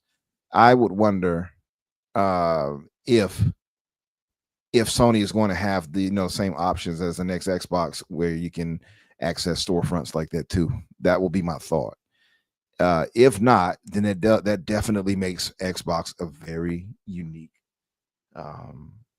platform, right? So this is what I wonder. That's the thing I wonder. If they can do that, that will put them in a nice position. And on top of that, it will give them that, if they get a year in advance, it gives them that 360-esque kind of positioning, right? Where they got a year before Sony would drop. Now, another thing that made the 360 pop, aside from it launching a year in advance and great features and games, is also the price. And with this being a premium, as they call it, they keep making sure to highlight, is going to be premium experience, et cetera, et cetera. They've talked how it's going to have the most tech in any Xbox. And, you should expect all these high-end types of, whatever, with AI and everything else. I do expect the thing to be a pretty penny. We've already seen now with the Xbox Rock Ally X and such, is $1,000 for that.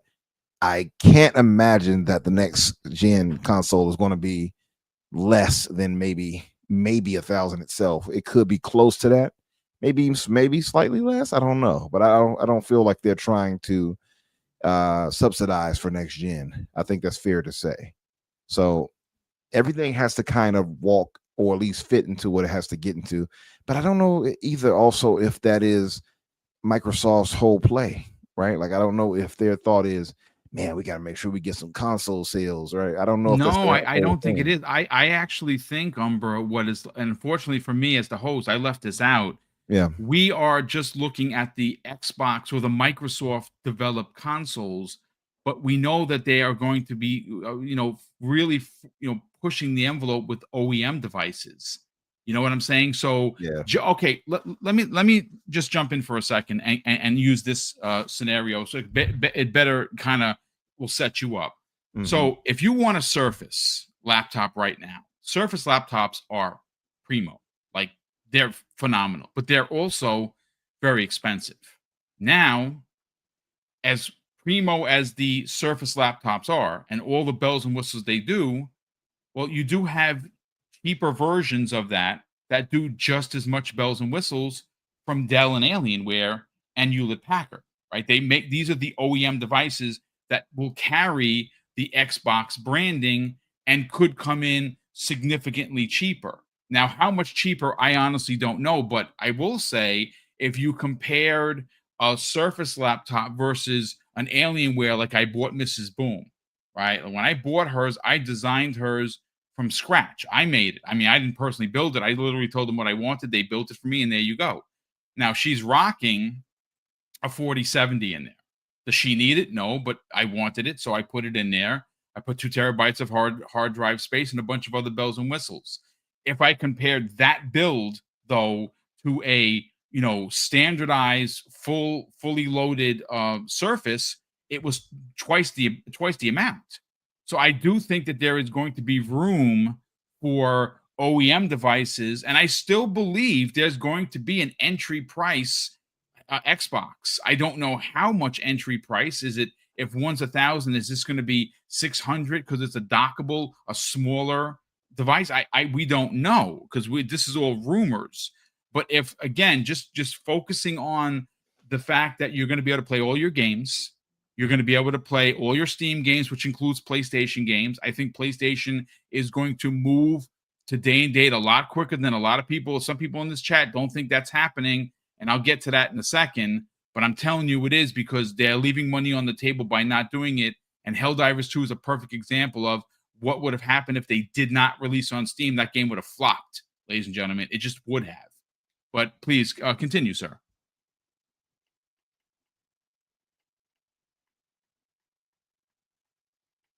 You're muted, Umbra. I just realized I was muted. I'm like, wait a minute, why does it get silent and nothing's happening? So my bad. Yeah, I think all that is very, very valid. The one thing that you hit on the head, I think, is the third party OEMs.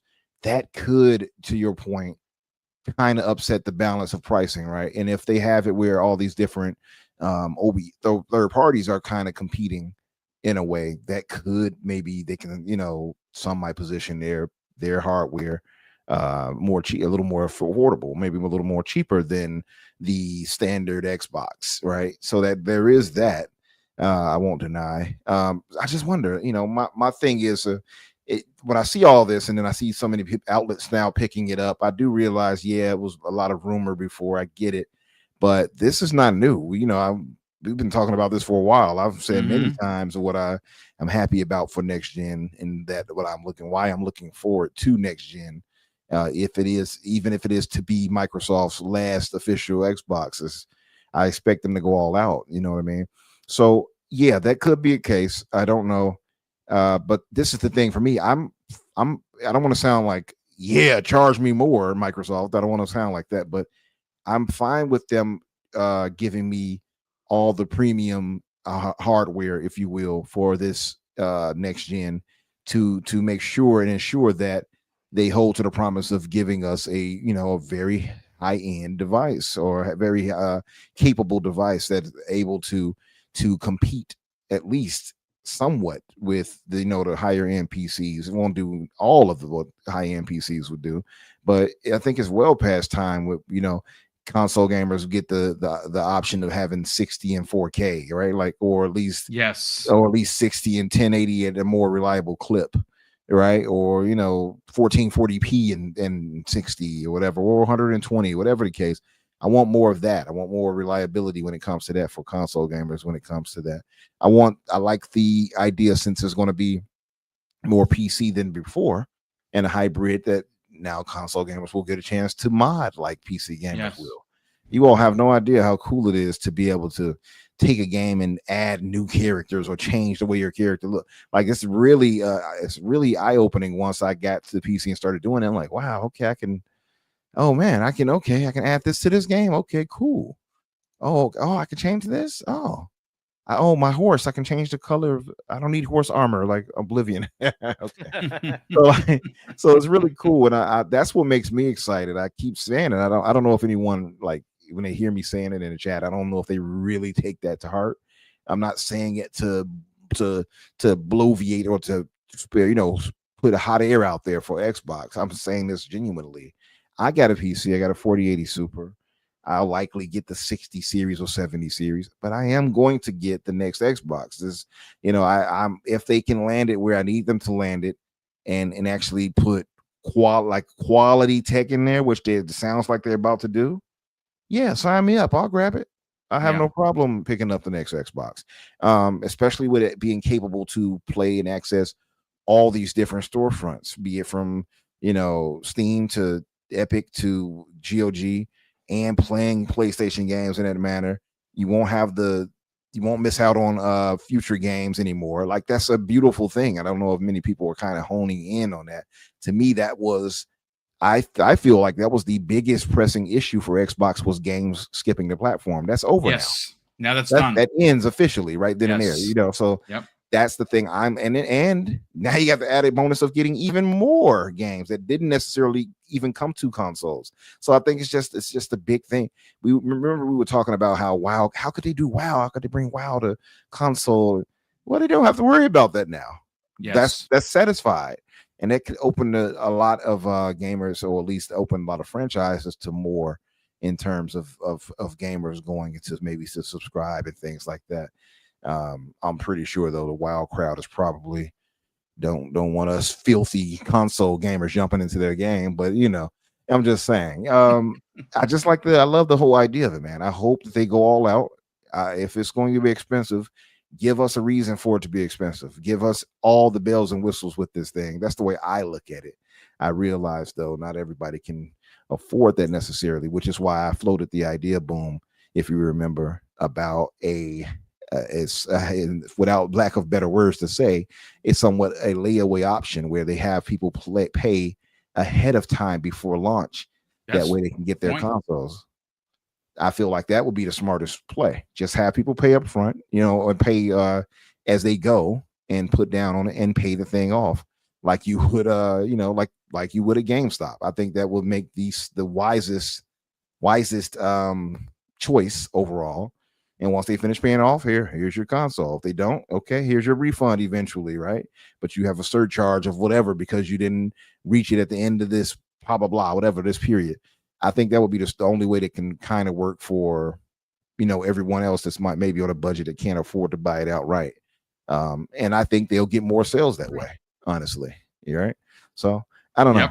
It's a great point about the layaway thing, or potentially, because obviously there was a point where you could, remember you could pay for monthly, and you got your 2 years of Game Pass. You get to keep the console when you're done. There's that, but I think that is where the OEM devices come into play.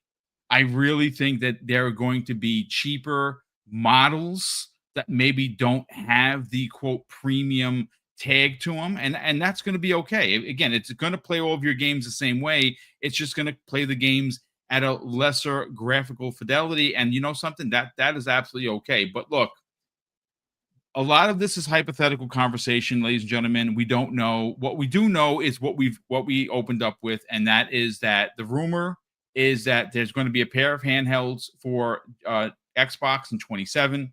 We do know that they are currently, the goal is to allow for you to play all of your games that you own, both Xbox 360, OG Xbox, and all your Xbox Series X and S games on the new consoles.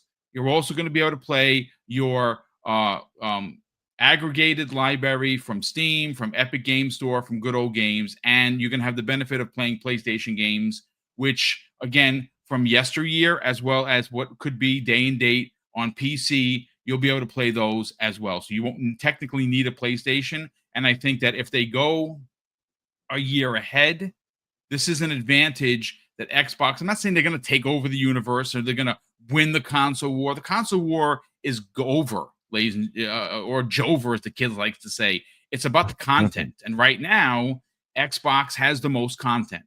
But look, I want to get everyone out of here. I want to catch up on Super Chats, but I do want to address somebody in the chat. So first of all, I want to welcome in Jacob Wright. Now, Jacob goes on to say, but a little bit later in the conversation, that I'm going to be disappointed. Listen, dude, I don't get disappointed. I can afford these consoles, and I will find a way legally to get a $1,200 Xbox. But it's something you said earlier that I just kind of want to address. And it's not insulting. He says that the PlayStation 6 will be sold at either $500 or $600, and the PlayStation 6 games, only a few select, will be playable on PC after 2 years of being on PlayStation, whatever. Nah, brother, I'm here to tell you that you are living in Bizarro world. That's not what's happening right now. Remember, it used to be 2 years, then it was a year, and then it was 6 months, and then what happened? Helldivers 2 day and date. Listen, you got to understand, your reality is PlayStation 3, PlayStation 4 days. The reality that we're currently living in is that PlayStation gamers, they don't buy games, and they certainly don't buy first-party games. You know why that is? Because Ghost of Yotai, we can't get the official number from PlayStation. Why is that? Because no one bought the game. Not that it's not a good game. It's a great game. It was reviewed very well. But no one bought the bloody game. Okay, nobody bought Astrobot that won a gazillion awards last year. One of my favorite games of 2024 won all of these awards, and nobody bought it. Nobody stepped up to the plate to buy one of the best platformers in years. And that's because the PlayStation, the PlayStation Nation that you are a part of, you are the 4%ers. You are the loudest. You are the die-hard gamers. You're 4% of the populace. The other 96% are casual gamers that play, like Jamie said, they buy the PlayStation 5 to play Fortnite, Apex Legends, and Call of Duty Warzone because it's free to play. They occasionally buy 2 games a year, right? They'll buy their Madden, the FIFA, the WWE, right? That's what they'll buy, but they don't buy PlayStation games. PlayStation first-party games are not selling like they used to, and you know why? You know why we know that's a fact? Because they're only going to be releasing one banger per year because they can't afford to do these $300 million budgets. So again, it's not attacking you, but I'm just breaking down why your whole shtick about a $600 console and 2-year gaps between releases is a false reality, my brother. But it just doesn't make sense. I mean, the trajectory they're already on is, like you said, it's dropped down from a year to 6 months. Why would they go backward? Also, too, why would it be $600 when the Pro is $700 and plus? Like, what? It's the Pro right now is $749.99 at any retail store. Right now in 2025, with tax over $800. How is the PlayStation 6 with better tech and up-to-date technology going to only be $600? Yeah, how is this? It's not reality. That's just crazy talk right there. I mean, listen, it's wishful thinking, sure, but everything I said was, again, what has been reported by numerous publications. But listen, let me catch up on these super chats. We'll get everyone out of here. We have here Brando of Doom drops a very generous $5 super chat. He says, what's the difference between the PlayStation 5 and a PC? 6 to 12 months. Yeah, I mean, 6 months is probably going to be the standard. It could be, I mean, again, with the PlayStation 6, I think it's going to be closer, but we'll have to see. They have to release a game. Look, if I just want to present some evidence to you. So Ghost of Yotai comes out and it launches on PlayStation 5 only, right? The rumor, not the facts, is that it sold 2.46 million copies. I don't know if that's true. Now, Is that enough copies to garner a profit for the company? Yeah, because they had a $60 million budget. So yes, ultimately, if you just go based on basic math, the game's being 76.43 for the full price game, they've made their money back even with the advertising. But it's not, like, oh my God, we can buy another building kind of profit. They want to sell 10 million copies of this thing, and they didn't. So, but again, this is just speculation because it didn't happen. If they would have released Ghost of Yotai on PC day and date, it would have sold at least twice the amount that it sold on PlayStation because PC is such a big audience. So again, it's money left on the table. And when you compare apples to apples, meaning that PlayStation first party games releasing on Steam day and date versus only on PlayStation 5, all you have to look at is the last two releases. Kojima's On the Beach, Death Stranding on the Beach, it sold terrible. I don't even know if it's crossed 2 million. The game looks amazing. My brother's still one of the worst names I've ever heard for a game. It's definitely odd for sure, but it didn't sell. And then you release Ghost of Yotai, which looks gorgeous, reviewed very well, but didn't sell. Then you go and you look at what they did with Helldivers 2, a much smaller studio, a budget that was $100 million. I think it was $100 million. Was it $100 million? Something like that. It was a much lower budgeted game, came out at $40, did okay on PlayStation, but did gangbuster numbers when it came out on Steam. Now, granted, it has sold pretty well on PlayStation. I think the last report was like 8 million. That's a lot of sales. It might even be more than that, but that took a long time to get there. If you do the day and date, Umbra, it's better for everyone. Yeah, I mean, I agree. I just want to say, because I can see this being some type of clip that's posted online, and Boom's lying about whatever, because I see some of the comments and from C2DD, whatever the name is. I'm sorry. I'm not trying to be disrespectful, but I hate the way YouTube has changed the algorithm now. It sucks. And it's showing the handle instead of the name. Anyway, when Boom is saying that it didn't sell, he's not saying no copy sold or that it didn't like sell 1 million or whatever too. He's talking about relative to the install base. Yes, which is over 80 million shipped versus the 70 something million that have been paid for. I don't do that. They said they have 80 million consoles. It's 80 million consoles, but when you consider 2 million sales of a game with 80 million players, that's not great stats.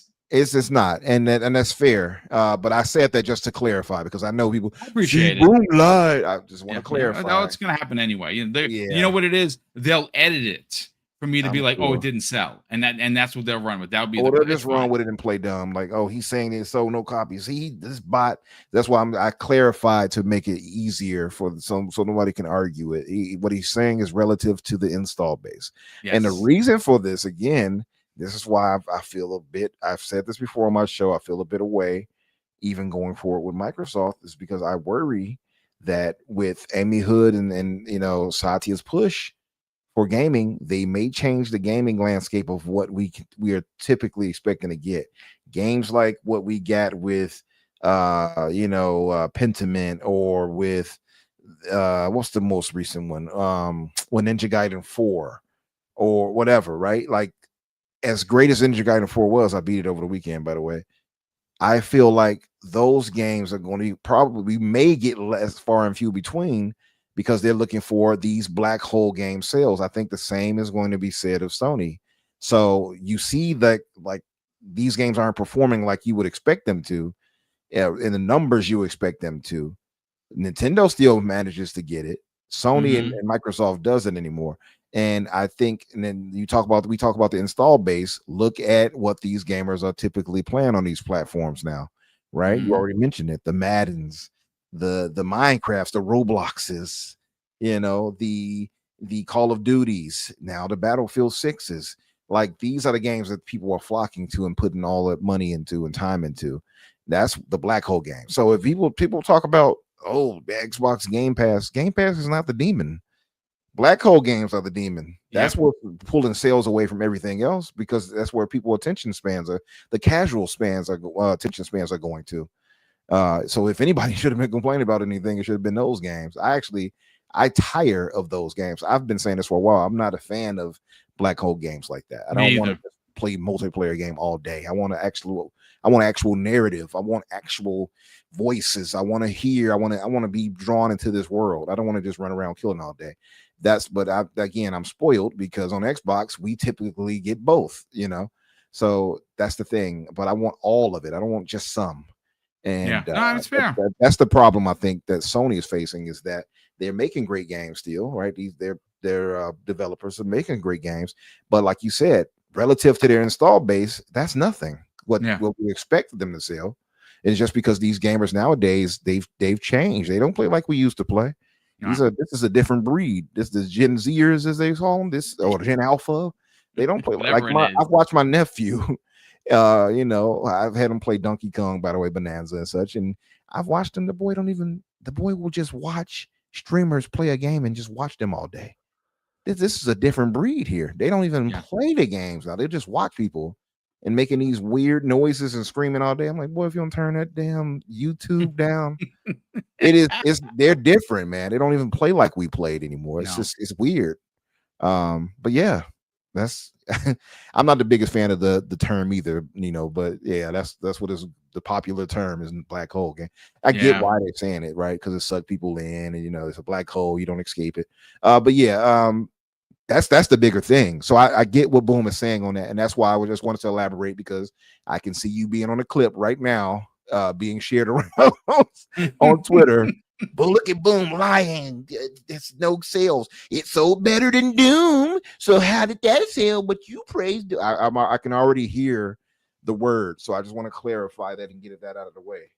Well, what I will say, to be a little slanderous, and then we're going to read the super chat to get everyone out of here, is that right now a 4-year-old game is the best-selling game on PlayStation at Ghost of Yotai's 2.64 versus the 3 million plus for Forza Horizon 5. So that's more evidence as to why they're going to have to release on PC as well. Because I'm sorry to say, the PlayStation audience, that you're just not enough. You heard Jim Ryan say it years ago, and I'm telling you it right again. You're just not enough.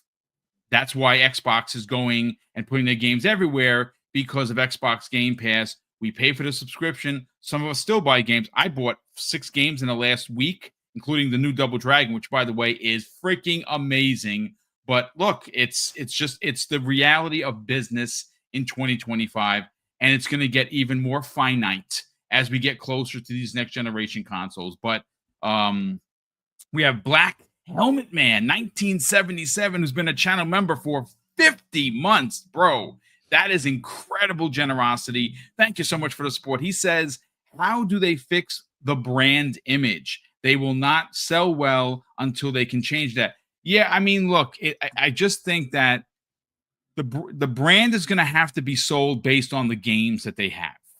If they continue to deliver on first party, the brand will come back. The more that you can do with these next consoles, look, PlayStation is a popular brand. In the top 10 selling brands in the world, Sony is somewhere. The last time I checked was number 7.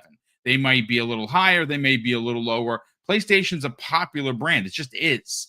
I don't think Xbox needs to be number 1. I think what Xbox or what Microsoft is going to do is allow for their software to be played across all devices, so they don't have to sell 80 million Xbox consoles. They need to sell you a console to play their games, no matter what the console is. So I don't really. I mean, the brand damage is just what it is. That's they've shot themselves in the foot more times than you can imagine. But to answer your question, I don't necessarily think they can find a way. I think if they just keep putting out good games like we've seen, like this month alone is just insane, and this month is rolling right into Black Ops 7.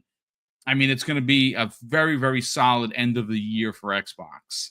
But Curly Low K in the chat drops a very generous, no, not one, but 2 $5 super chats. The first one, he says, when the next Xbox launches, remember, only Microsoft can unify console and PC at this level. Their own Windows, or they own Windows, the core platform PC gaming runs on. I mean, yeah, and I think that's why they're trying to merge them closer and closer to they are just one on top of the other, and they're just running parallel, or at least running parallel to each other. His second $5 super chat says, for Sony to build an OS ecosystem like Windows, it would cost billions and still be years behind. I mean, and that's ultimately the truth also. I think Sony's, look, the PlayStation 6, whenever it releases, whatever it looks like, it's going to be a very powerful console. It is not going to be a slouch in any way.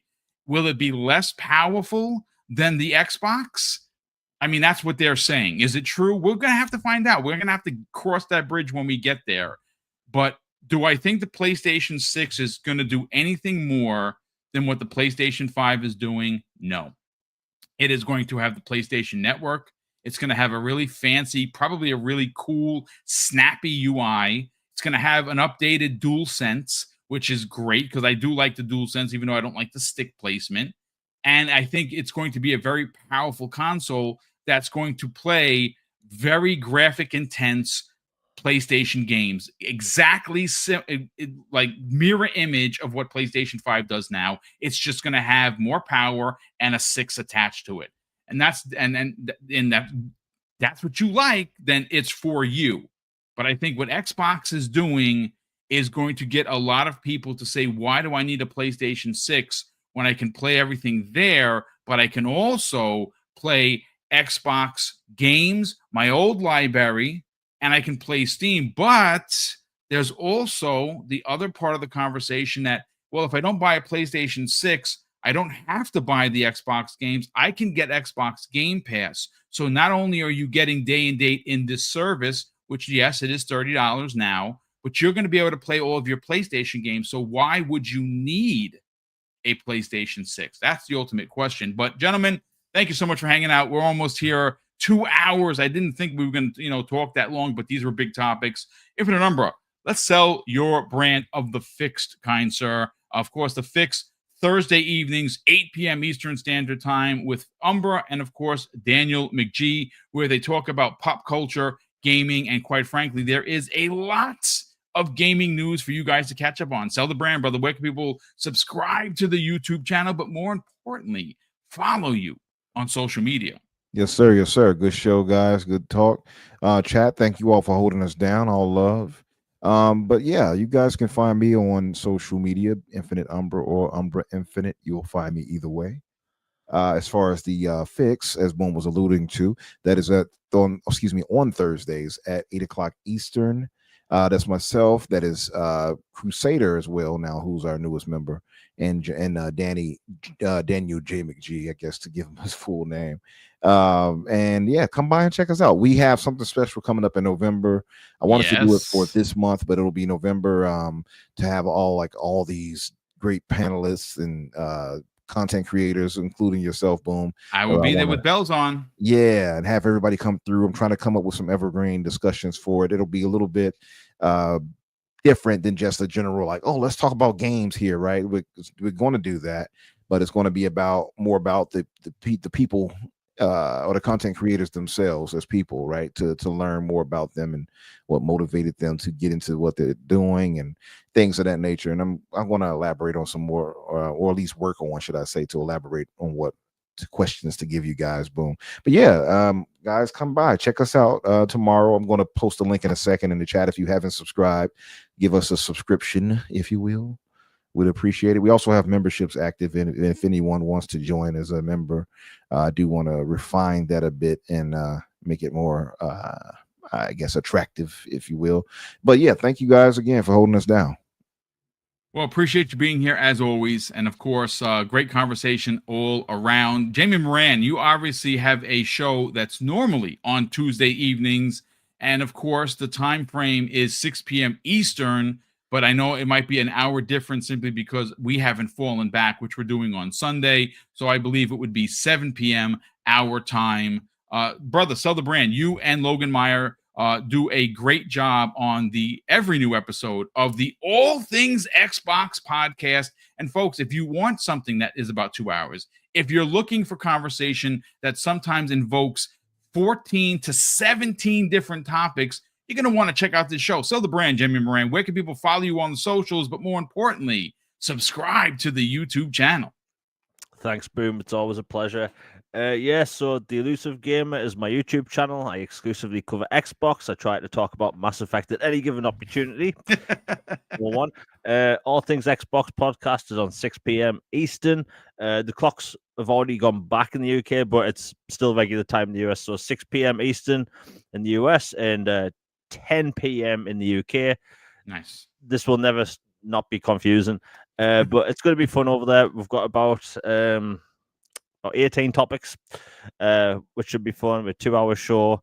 And it should be fun. I think people enjoy it if they come over. The chat, there's never any arguing. There's no fanboy stuff. It's going to be light. It's going to be fun. And I hope people join us at 6 p.m. Eastern on the Elusive Gamer YouTube channel. And I also do Twitter, which is Jamie Moran UK, where it's exclusively gaming and jokes. I also do Blue Sky and Threads under Jamie Moran. I don't know how you do it, bro. Neither do I. Honestly, it's I don't post that much over there, but still, I do when I can. But I post links and memes there sometimes. But yeah, that's me. Well, we appreciate you as well. Gentlemen, thank you so much for hanging out. Of course, chat, thank you so much for hanging out with us. Almost 600 people live watching. We definitely appreciate the views, the shares, the subs, the likes, all of the, the shenanigans that goes in with running a YouTube channel.